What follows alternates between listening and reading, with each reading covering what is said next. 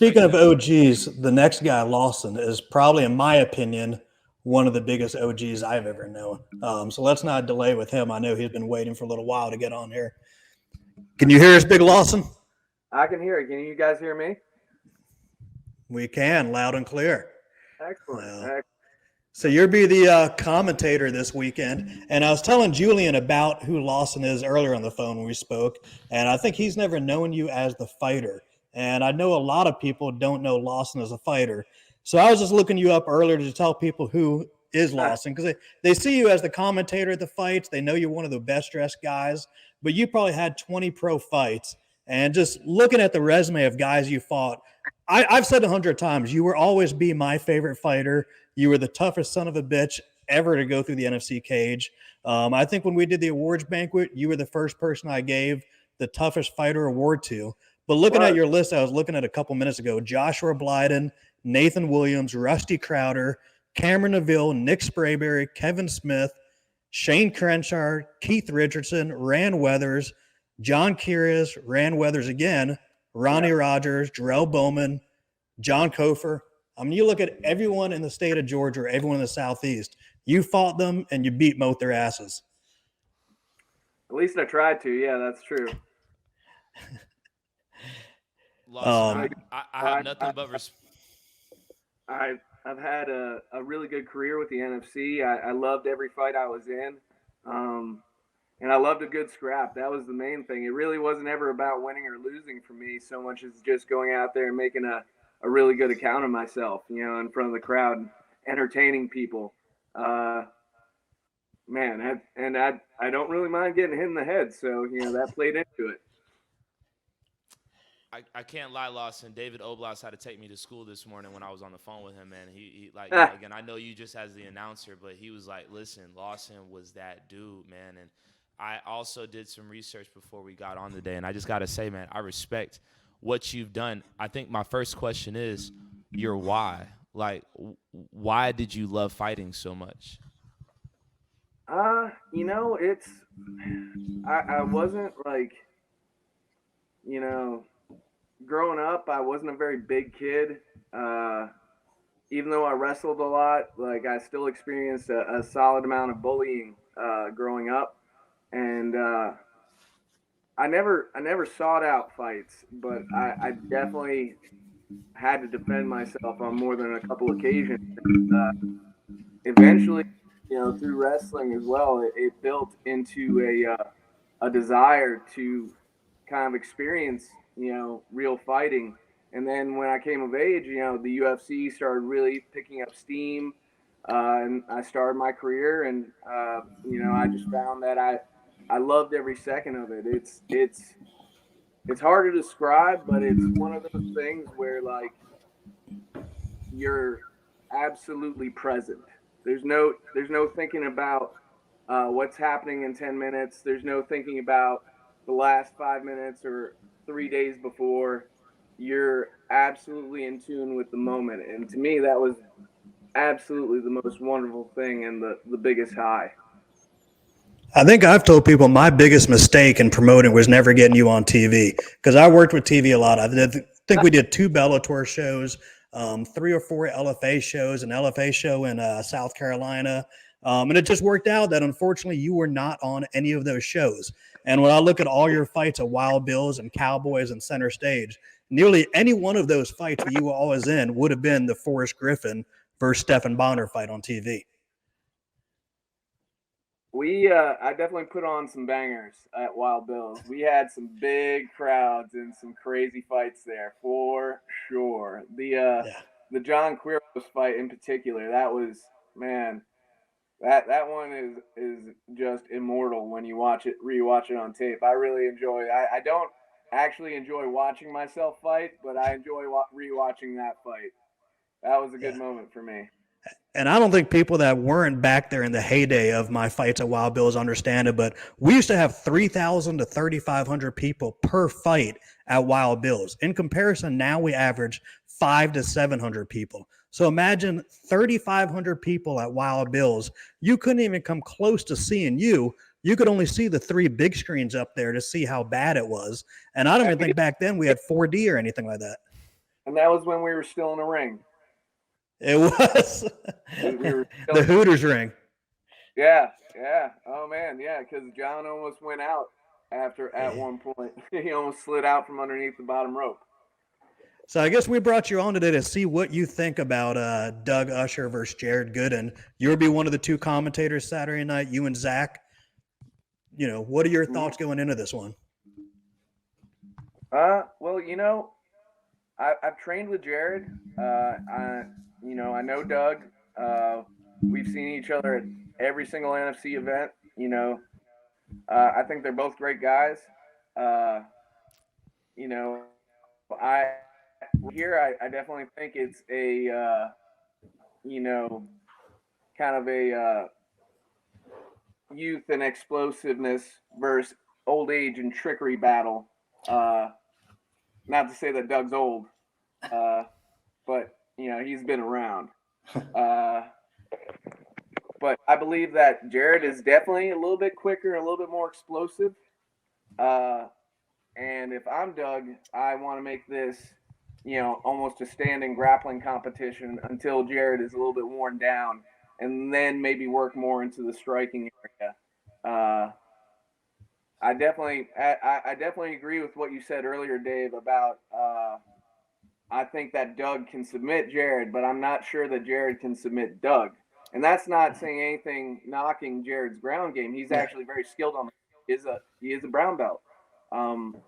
But Doug is so tempered, and he's got so much experience, both in terms of judo and jiu-jitsu and MMA.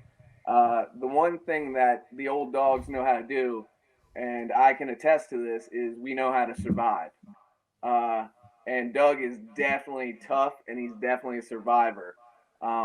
So unless Jared gets off a really good, solid knockout shot, I see him having difficulty putting Doug away.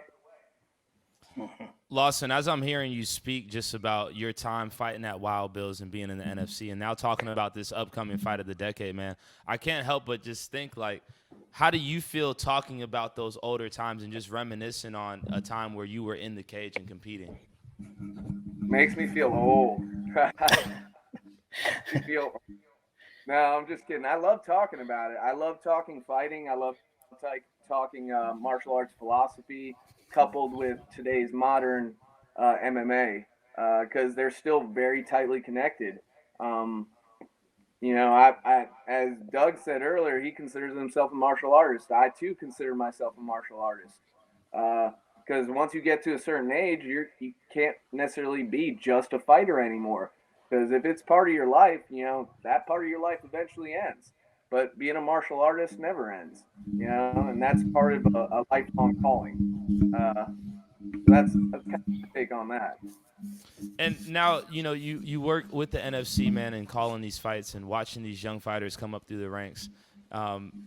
Does that help you kind of keep that martial artist in you alive? And what does it feel like watching the next generation of fighters come up and just even seeing the NFC just take different levels and steps and strides? For me, I take a lot of pride in it. Everybody treats me with a great deal of respect. All the new fighters do. All the coaches do. We all like to talk a lot of shit. We all like to poke fun, but at the end of the day, we all highly respect each other, and that's my favorite thing about the Atlanta community in terms of fighting is that we all act mainly as martial artists. We do talk a lot of shit, but that's part of the game. But we all shake hands, we all hug after the fight is over. And I think that's a big thing, especially for our community. Maintain that type of discipline. And not give to our emotions, not give in to our baser instincts and do something dumb or say something dumb. I think once the hands are thrown, I think we're all really good about shaking afterwards and just bowing out if you took your loss.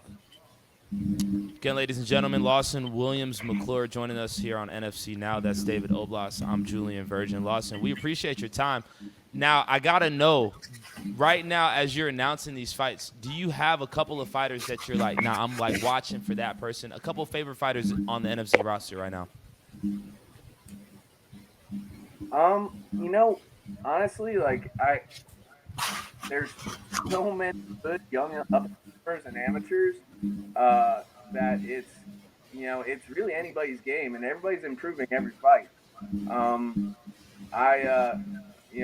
really looking forward to seeing my guys coming out of SBG Athens start, tuning up and really getting in there and getting more experience because, I move around with them in the gym and I get to really see and experience their journey with them.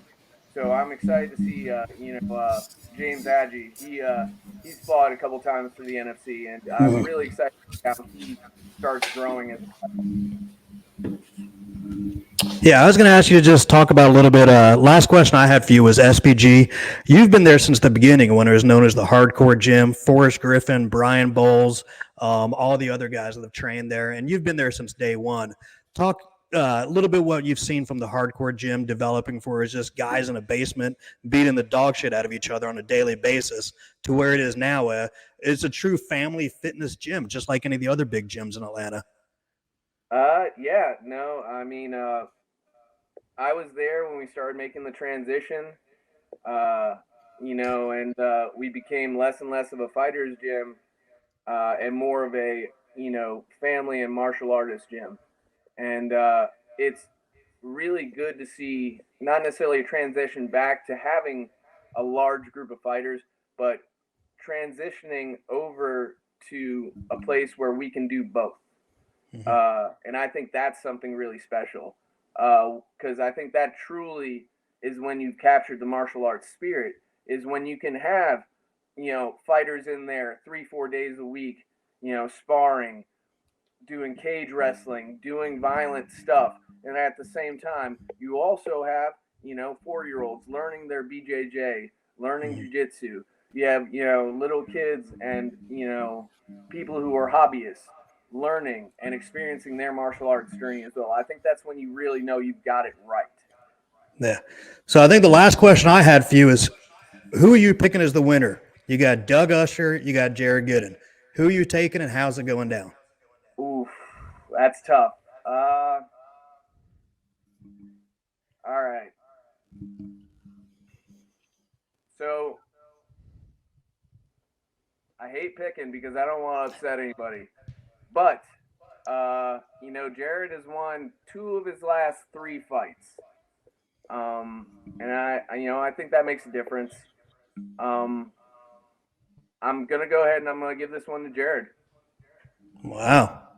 Interesting. Yeah. I hope that Doug proves me wrong. I hope they both win. I can't really say anything negative about either gentleman. But what I do hope is that everybody comes out injury free. And speaking on the injury-free tip, Lawson, I just got to know, man, like now that your fighting career is over, or is it, can we expect to see you back in the cage? How Doug said it, you do crazy things for money,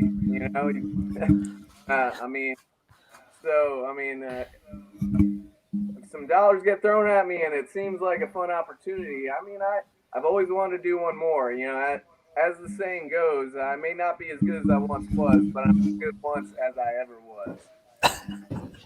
I love that, man. I just want to know, like, being that you've been in so many wars, man, how is your health? Like, how is your brain, man? Like, how are you feeling after going through so many of those bloody wars, brother? Well, I guess that depends on who you ask, who knows me. But, I'm fine. I think that, doing the right things in sparring, I think Doug was talking about that you have to, you got to know your limits. And you don't get, CTE fighting. You get CTE training. And I think that's important for the young fighters to know that. Because, the thing is, you fight enough times and get knocked out enough times, over a 30, 40 fight career necessarily, unless you're going out there and getting and putting your health, kind of to the side. I mean, you really, when you're hitting sparring hard, upwards of 2 times a week, more often than you should, and you're really banging in there, that's when you're really putting your health at risk at a later date. I was very lucky. I had really good coaches that really looked out for my health. Despite, the wars I was in, I would say because of the way that my coaches looked out for me, I believe I was able to participate in the wars that I did participate in. Adam and Rory Singh, they always looked out for me, and they always looked out for my health. And they were not afraid to throw in the towel if I was eating too many, in their opinion. But then again, if you ask Adam, I always ate too many. I think you're the reason Adam stopped coming to fights. And how old are you now, Lawson? I'm 38. Okay. All right. Well, I personally look forward to you maybe having one more fight. I think that would be fun. One more, and then no more after that. But we appreciate you coming on. We appreciate getting your opinion. We would definitely see you this Saturday. Doors at 4, fights at 5, and we're going to try to do that pregame Sports Center like fight show with you and Zach there. So I'll talk to you more about that and see if we can get that going. So. Excellent. Very excited. Lawson, thank you for your time, man, and I appreciate getting to know a lot more about you, man, and the history of the NFC, man. Much respect to your contributions to this promotion and the Atlanta fight community, brother. Respect. I appreciate that. Thank you for having me on, gentlemen. I'll see y'all soon. I'll see you Saturday, man.